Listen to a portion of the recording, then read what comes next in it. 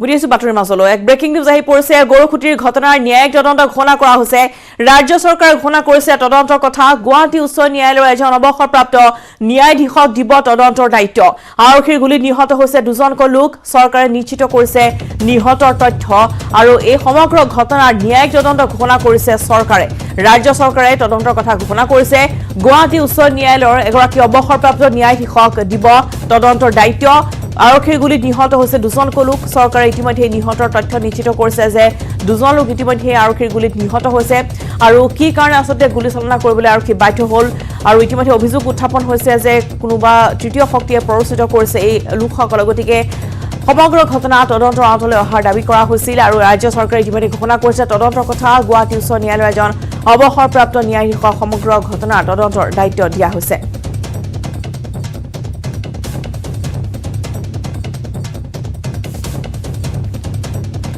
যিখন জাননী ইতিমধ্যে প্ৰকাশ পাইছে ৰাজ্য চৰকাৰৰ তৰফৰ পৰা সেইখন ইতিমধ্যে আমি আপোনালোকক দেখুৱাইছো য'ত ইতিমধ্যে উল্লেখ আছে যে গৰুখুটিৰ যি ঘটনা সেই ঘটনাৰ ন্যায়িক তদন্তৰ ঘোষণা আৰু ইতিমধ্যে ন্যায়ালয়ৰ এগৰাকী অৱসৰপ্ৰাপ্ত ন্যায়াধীশক দিয়া হ'ব তদন্তৰ দায়িত্ব আৰক্ষীৰ গুলীত ইতিমধ্যে গৰুখুটিত নিহত হৈছে দুজনকৈ লোক যেতিয়া চলিছিল উচ্ছেদ অভিযান আৰু সেই উচ্ছেদ অভিযানতে আৰক্ষীয়ে লাঠিচালনা কৰিবলৈ আৰু গুলীচালনা কৰিবলৈ বাধ্য হৈছিল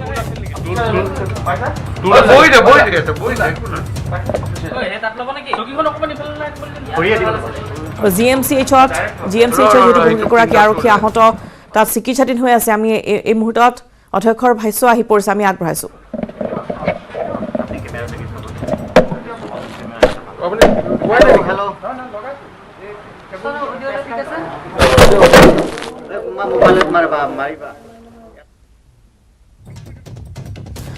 আমি পুনপুৰীয়া কৈ লৈ যাম যিহেতু এখন সংবাদমেল সম্বোধন কৰিছে জিএমচিএইচৰ অধ্যক্ষগৰাকীয়ে যিহেতু আহত বহুকেইগৰাকী আৰক্ষী তাত চিকিৎসাৰ বাবে উন্নত চিকিৎসাৰ বাবে অনা হৈছিল হয়তো প্ৰতিবাদকাৰীও আহিছিল আমি সবিশেষ দেখুৱাম পুনপুৰীয়াকৈ আপোনালোকক যিহেতু গৰুখুটিৰ কালি যি অপ্ৰীতিকৰ পৰিস্থিতিত বহুকেইগৰাকী আৰক্ষী জোৱানো আঘাতপ্ৰাপ্ত হৈছে যিহেতু প্ৰতিবাদকাৰীয়ে শিলগুটি নিক্ষেপ কৰিছিল দা কোঠাৰলৈ ওলাই আহিছিল বহু সংখ্যক প্ৰতিবাদকাৰী সেই লোকসকলক ছত্ৰভংগ দিয়াবলৈ আৰক্ষীয়ে গুলীচালনা কৰিছে য'ত দুজনকৈ ইতিমধ্যে প্ৰতিবাদকাৰী নিহত হোৱাৰ চৰকাৰী তথ্য প্ৰকাশ আনহাতে আহত হৈছে বহুকেইগৰাকী আৰক্ষী কেইবাগৰাকীকো ইতিমধ্যে জিএমচিএইচলৈ অনা হৈছিল তেওঁলোকৰ শেহতীয়া শাৰীৰিক স্থিতি সন্দৰ্ভত হয়তো এতিয়া ব্যক্ত কৰিব জিএমচিএইচৰ অধ্যক্ষগৰাকী আৰু ইতিমধ্যে আমি জনাই গৈছোঁ দুটাকৈ দৃশ্য আমি দেখুৱাইছোঁ বৰ্তমান কিন্তু আজিৰ দিনটো তাত অভিযান চলা নাই এতিয়ালৈকে প্ৰশাসনে উচ্ছেদ অভিযান হয়তো আজিৰ দিনটো স্থগিত ৰাখিব সেই সম্ভাৱনা এতিয়া দেখিবলৈ পোৱা গৈছে যিহেতু ঘটনাস্থলীত উপস্থিত থকা আমাৰ সতীৰ্থ সাংবাদিক ভাস্কৰে ইতিমধ্যে জনাইছে যে জেচিবি বা আন যিসমূহ বাহন আছিল সেইসমূহ ইতিমধ্যে তাৰ পৰা লৈ যোৱা হৈছে যিহেতু এখন নদী আছে মাজত সেই নদীখন পাৰ হ'লেহে গৰুখুটিৰ যি স্থানত কালি উচ্ছেদ অভিযান চলিছিল সেই অভিযান বা সেই স্থানলৈ যাব পাৰি বৰ্তমানো তাতে যিসকল প্ৰতিবাদকাৰী আছে তেওঁলোকে হয়তো অৱস্থান কৰি আছে গতিকে ইতিমধ্যে অৰ্ধসামৰিক বাহিনী মোতায়েন কৰা হৈছে বৃহৎ সংখ্যক অৰুণাচলৰ পৰা 11টা অনা হৈছে আৰু সমান্তৰালভাৱে গুজৰাটৰ পৰাও 21টা কোম্পানী আহিছে আৰু সেই কোম্পানীসমূহ অহাৰ পিছতহে অভিযান চলিব আৰু ইতিমধ্যে এই অভিযান অব্যাহত থকাৰ কথা চৰকাৰে ঘোষণা কৰিছে বিধায়ক দিলীপ শইকীয়াই কথা উল্লেখ কৰিছে যে অভিযান চলি থাকিব শুকুৰ আৰু শনিবাৰে অভিযান চলাৰ কথা ইতিমধ্যে কোৱা হৈছে সোমবাৰৰ দিনটোতো অনুৰূপ অভিযান চলিছিল তেতিয়া কিন্তু স্থানীয় ৰাইজে সহযোগিতা আগবঢ়াইছিল কিন্তু কালিৰ দিনটোত কি কাৰণে স্থানীয় ৰাইজ ইমান উত্তেজিত হৈ পৰিল বা ইমান উত্তপ্ত পৰিস্থিতিৰ কিয় উদ্ভৱ হ'ল তাৰ বাবে ন্যায়িক তদন্তৰ ঘোষণা কৰা হৈছে আৰু ইতিমধ্যে জনাইছোঁ যে অৱসৰপ্ৰাপ্ত এগৰাকী ন্যায়াধীশৰ হতুৱাই এই সমগ্ৰ ঘটনাৰ ন্যায়িক তদন্ত ৰাজ্য চৰকাৰে ইতিমধ্যে অৰ্পণ কৰিছে তেওঁক সমান্তৰালভাৱে আহত জোৱানসকলৰ শাৰীৰিক স্থিতি সন্দৰ্ভত অৱস্থা সন্দৰ্ভত জিএমচিএইচৰ পৰা এখন সংবাদমেল সম্বোধন কৰা হৈছে আমি সেয়াও পোনপটীয়া সম্প্ৰচাৰ আপোনালোকক লৈ আগবঢ়াইছোঁ সমান্তৰালভাৱে আমি জনাই গৈছোঁ গৰুখুটিৰ আজিৰ দিনটোৰ কেনেধৰণে ব্যৱস্থা 10 বজাত তাত কংগ্ৰেছৰ এটি সজাতি দল গৈ উপস্থিত হ'বগৈ তেওঁলোকে উপায়ুক্তক সাক্ষাৎ কৰাৰ কথা আছে বা তেওঁলোকে শোভাযাত্ৰা কৰিব প্ৰতিবাদী কাৰ্যসূচী ৰূপায়ণ কৰা হ'ব হয়তো আজিৰ দিনটো যিহেতু তাত আজি বন্ধৰ আহ্বান জনোৱা হৈছে 12 ঘণ্টীয়া দৰং জিলা বন্ধৰ আহ্বান জনোৱা হৈছে যি বন্ধলৈ ইতিমধ্যে সমৰ্থন আগবঢ়াইছে AIDFও আৰু স্থানীয় যিসমূহ সংখ্যালঘু দল আছিল তেওঁলোকে ইতিমধ্যে বন্ধৰ আহ্বান জনাইছে কিন্তু শান্তিপূৰ্ণভাৱে যাতে এই উচ্ছেদ অভিযান চলে তাৰে কামনা কৰিছে সকলোৱে যাতে কোনো ধৰণৰ কালিৰ দিনটোৰ নিচিনা পৰিস্থিতিৰ উদ্ভৱ নহওক তাকে কামনা কৰা হৈছে যিহেতু সাধাৰণ লোক বা আৰক্ষী কোনো আসতে হতাহত হ'ব নালাগে এনেধৰণৰ যে উচ্ছেদ অভিযানৰ পূৰ্বতে তেওঁলোকৰ সৈতে কথা পতা হৈছিল বুলি উল্লেখ কৰা হৈছে উপায়ুক্ত বা জিলা প্ৰশাসনে গৈ স্থানীয় ৰাইজৰ সৈতে আলোচনাত মিলিত হৈছিল আৰু সেই আলোচনাত মিলিত হোৱাৰ পিছত তেওঁলোকে হাত বজাই সেই প্ৰস্তাৱলৈ সমৰ্থনো আগবঢ়াইছে। এই মুহূৰ্তত GMCHলৈ গৈছে। 11 জনৰ ভিতৰত পুলিচ পাৰ্চনেল 3 জন আছে। তেখেতৰ নাম হ'ল মুনিৰ আহমেদ, DSP জন অমৃত ৰাজ চৌধুৰী আৰু অপূৰ্বা ৰংহাং, এই 3 জন। তাৰ ভিতৰত মুনিৰ আহমেদৰ ব্লিড হৈছে, মূৰত দুখ পাইছে, হেমাটমা এটা আছে আৰু চিলাইও কৰা গৈছে। আৰু তেখেতৰ চাব এৰাকনইড ব্লিড বুলি কয়, ব্ৰেইনৰ ভিতৰত ব্লিডিং হৈছে। আৰু এনেই কেলভেলিয়েল ফ্ৰেকচাৰ এটা, মানে হাড়ৰ মূৰৰ হাড়দি ভাঙিছে। আৰু ফেচিঅ' মেক্সিলাৰী, আমাৰ ইয়াতে মুখত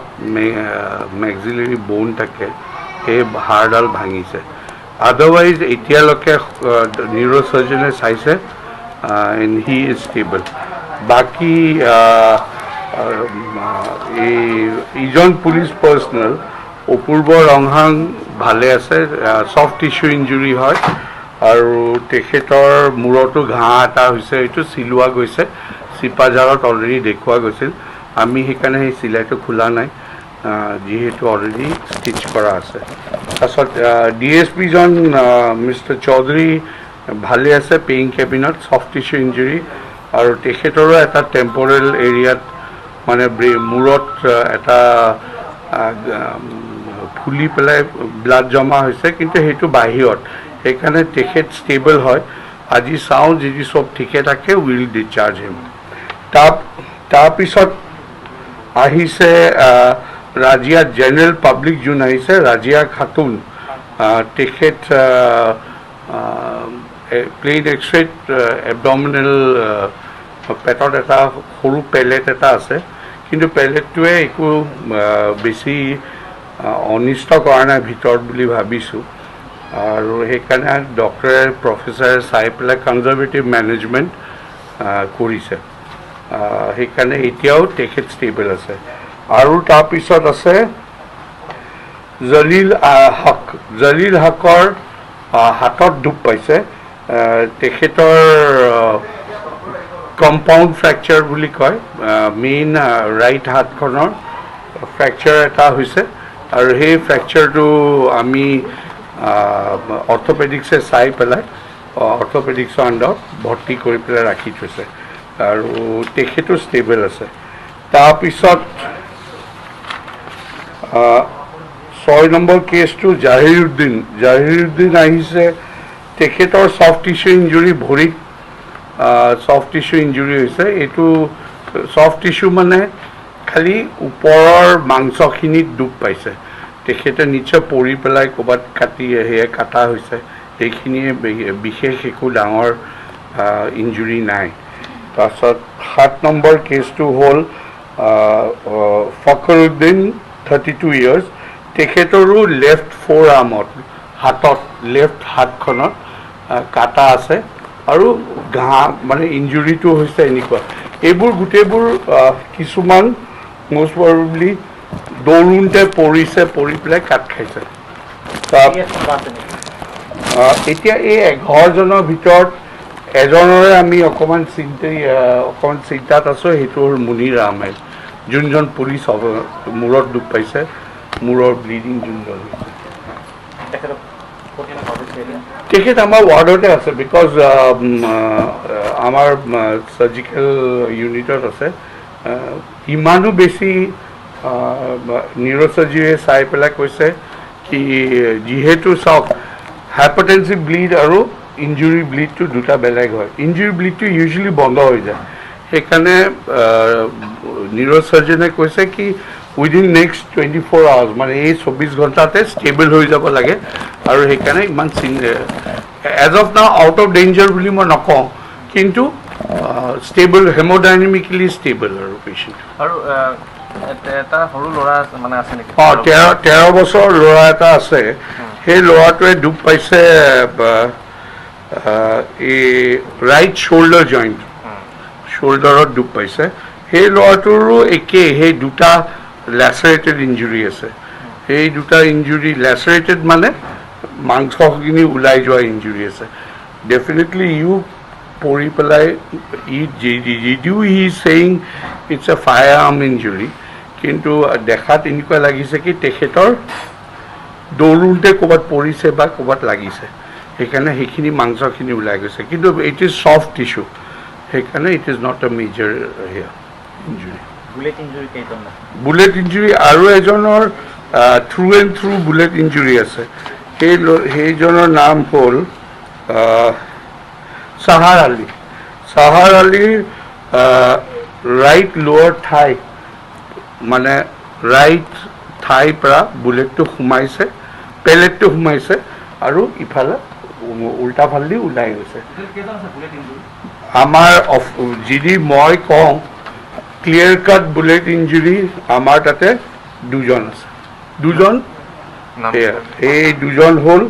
ৰিজিয়া খাতুন যোনটো পেটৰ গুলিটো আছে আৰু এইজন সাহাৰ আলী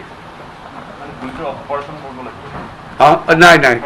সাহাৰ আলীটোতো গুলিটো ওলাই গৈছে এফালৰ পৰা সোমাই ইফালে ওলাই গৈছে কিন্তু ইট ইজ আৰু ৰেজিয়া খাতুনৰ পেটৰ ভিতৰত আছে এতিয়াও গুলিটো কিন্তু ডেট ৱাৰেণ্ট নকৰে চাৰ্জনে চাইছে কি সেইটো এতিয়া আমি অপাৰেশ্যন নকৰিলেও চলিব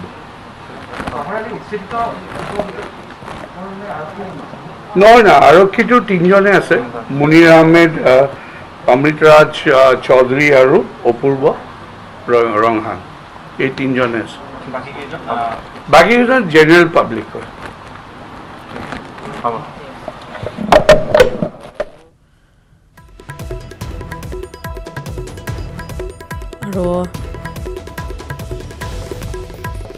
আৰু জি এম চিৰ পৰা আছিল বহুতে সম্প্ৰচাৰ আৰু ইতিমধ্যে আৰক্ষী ক্ষমা কৰিব জি এম চিৰ কথা জনাইছে যে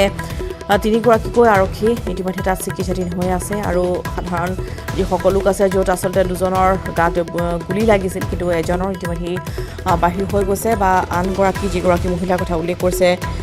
ৰাজিয়া খাতুন তেওঁৰ শৰীৰত এতিয়াও গুলি আছে আৰু সেয়া নুলিয়ালেও হ'ব বুলি অধীক্ষকগৰাকীয়ে ইতিমধ্যে উল্লেখ কৰিছে আৰু ইতিমধ্যে আৰক্ষী অপূৰ্ব ৰংহাং মুনিৰ আহমেদ আৰু অমৃত ৰাজ চৌধুৰী তিনিগৰাকী আৰক্ষী ইতিমধ্যে চিকিৎসাধীন হৈ আছে আৰু কিন্তু তেওঁলোক সংকটমুক্ত বুলি উল্লেখ কৰিছে